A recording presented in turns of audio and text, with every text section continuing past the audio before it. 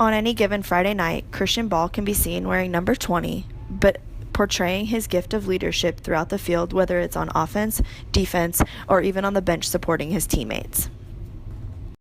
Christian's a great kid, and he's a great competitor. I mean, he's a good athlete.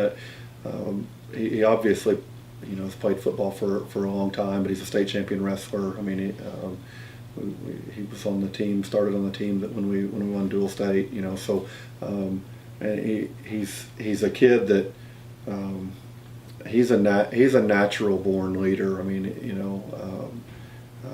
and again, just kind of the gravitation of people to him is a pretty neat deal. I mean, we called him Minnesota for a year. He moved here from Minnesota, and it's actually our DB coach Clarence Hawley that kind of, I don't know if he couldn't remember his name or didn't want to remember his name, or just Coach Hawley actually coached at Minnesota State, Mankato. So that might have been the thing. It kind of was a connection for Coach Hawley, and he started calling him Minnesota. And we don't do that anymore. But my dad worked at the University of Minnesota, which is in Minneapolis, so that's like 30 minutes from Stillwater, Minnesota, and then he got a job here at Oklahoma State.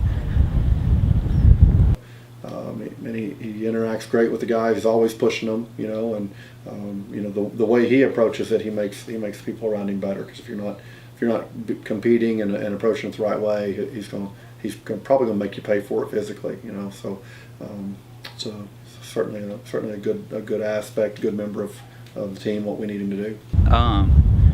It's always been like my away time from girls, or to have my brothers. So there's always been wrestling or football.